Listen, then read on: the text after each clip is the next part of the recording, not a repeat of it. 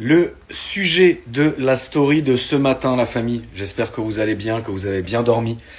N'hésitez pas à écouter cette story pour le petit déjeuner, comme ça elle va bien vous rebooster pour toute la journée. Prenez les pop-corn, asseyez-vous, écoutez cette story dans les embouteillages, ça va être beau. Exemple très simple, vous et moi, combien de milliards de fois on a dit « Ah putain, qu'est-ce qu'il est aigri ce vieux ?» En fait, je pense que si la majorité des vieux sont aigris, c'est parce qu'ils en peuvent plus de ces conneries, frère. Je pense que nous, on est jeunes, donc quand on vit certaines situations, on peut répéter cette situation. Quand on vit certaines, je te dis une connerie, des mauvaises situations ou une mauvaise époque, etc., où on rencontre des mauvaises personnes, où on est dans un mauvais mood, on est jeune, donc en gros, on se dit, bon, on s'en fout, on passe à autre chose. Mais je pense qu'en fait, au bout d'un moment, quand tu l'as trop vécu, ce truc-là, tu deviens vraiment aigri. Et je pense que les vieux, la majorité, ils ont vécu plus que nous finalement, tu vois. Donc ils ont été confrontés plus que nous à ce genre de truc, et c'est pour ça qu'ils sont devenus aigris, parce qu'ils en peuvent plus, frère.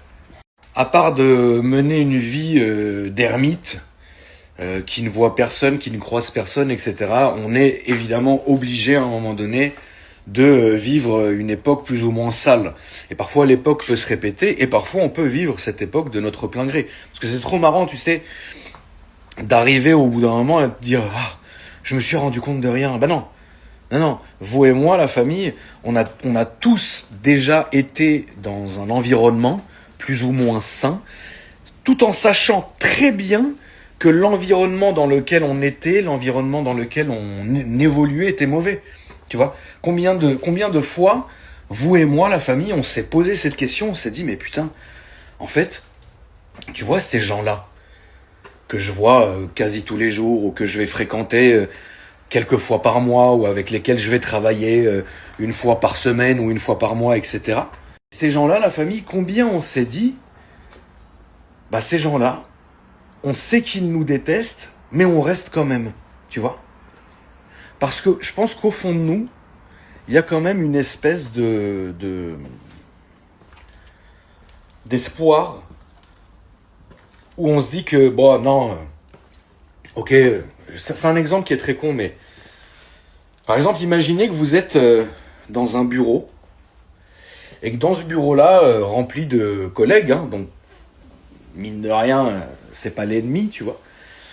Et en fait, dans ce bureau-là, c'est le procès des absents, tu vois. Par exemple, Martine, elle est pas là aujourd'hui. Ah putain, je peux pas me la supporter. Quelle salope, Martine. En plus, elle se tape le patron. Oh là là, je la déteste. Le lendemain, t'as Martine qui arrive. Ah, ça va, Martine, ça va. C'est comme ça tout le temps. Pour illustrer tout ça, la famille, je vous ai sorti une petite vidéo humoristique, bien évidemment. Une fiction sur ma chaîne secondaire. Je vous mets le lien, n'hésitez pas. Vous allez voir, elle vaut le détour. Et du coup, ça nous arrive à tous, tu vois.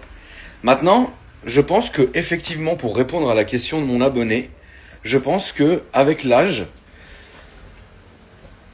on peut changer, mais tu trouveras toujours quand même des gens qui resteront bloqués dans ce truc-là, tu vois, qui resteront bloqués dans leurs erreurs, qui se remettront jamais en question. Après, c'est normal, se remettre en question, ça nécessite quand même d'avoir quand même beaucoup de recul sur soi, de réfléchir et se remettre en question quand on a tort. C'est l'un des trucs les plus compliqués qui soit. Tu vois ce que je veux dire? Parce qu'on a quand même un self-esteem, on a quand même un ego, on est quand même persuadé d'avoir raison, tu vois.